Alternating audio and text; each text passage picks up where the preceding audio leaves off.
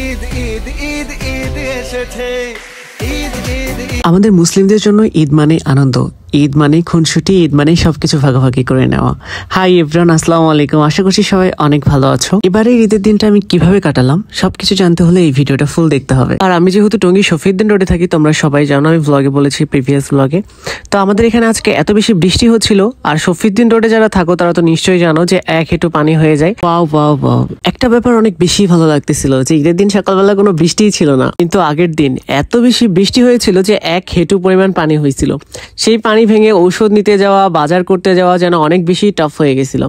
তো যাই হোক, আজকের যেহেতু কোরবানির দিন ছিল, তো কোরবানির দিন নর্মালি আমাদের কোরবানির গোস্ত না আসা পর্যন্ত বাসায় ফ্রিজে আগে যা থাকে তাই রান্না করা হয়ে থাকে, কিন্তু আজকে আমাদের কোরবানির গোস্তই যেন ফার্স্টে রান্না করা হচ্ছে। একজন খাসি কোরবানি দিয়েছিল, তাদের গোস্তটা অনেক আগে আগে আমাদের বাসায় দিয়ে গেছে, তাই আজকে জেরিন সেই গোস্তটাই রান্না করতেছে। তো গোস্ত রান্না করার জন্য আগেই গোস্তটা ভালো করে জেরিন ধুয়ে নিল। খাসির গোস্ত শুনেছি অনেকেই বেশি পছন্দ করো না, কিন্তু আমার কাছে খুব প্রিয় লাগে খাসির গোস্ত।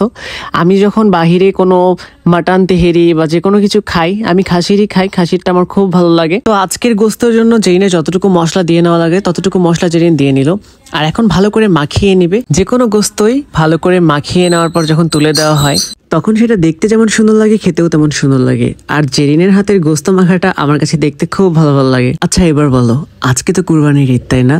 তো আজকের দিনের তোমাদের প্ল্যানিং কি? নিশ্চয়ই সকাল থেকে গোস্ত কাটাকাটি, তাই না? আর বিকেলে যদি একটু সময় পাওয়া যায় তাহলে কোথায় ঘুরতে যাওয়া। তো আমাদেরও ঠিক সেরকমই প্ল্যানিং ছিল, কিন্তু আমি বরাবরের মতো খালি কেন জানি অসুস্থই হয়ে পড়ি। একটার পর একটা অসুস্থতা যেন আমাকে ছাড়তেই চায় না।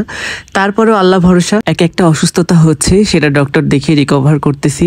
সবকিছুরই মালিক আল্লাহ, আর আল্লাহ যা করবে অবশ্যই ভালোর জন্য করবে। তো সবাই আমার সুস্থতার জন্য অবশ্যই দোয়া করবে যেন আমি সবসময় সুস্থ থাকতে পারি।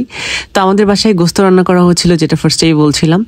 আর হ্যাঁ, ভ্লগটা কিন্তু দেরিতে আপলোড করলাম, এটা ঈদের দিনেরই ভ্লগ ছিল, তো একটু লেট হয়ে গেছে। ওই যে বললাম অসুস্থতা, যার কারণে আমি রেগুলার ভিডিও এডিট করতে পারছিলাম না, আর এই জন্য পোস্ট করতে পারিনি। সবার কাছে আমার একটা প্রশ্ন, বলবো কি প্রশ্ন? আচ্ছা বলেই দিই, তো তোমাদের সবার ঈদটা কেমন কাটলো? যেহেতু আজকে কয়েকদিন পর আমি আপলোড করতেছি, অর্থাৎ ঈদের কয়েকদিন পর, তো তোমাদের ঈদটা কেমন কাটলো অবশ্যই সবাই জানাতে ভুলো না কিন্তু।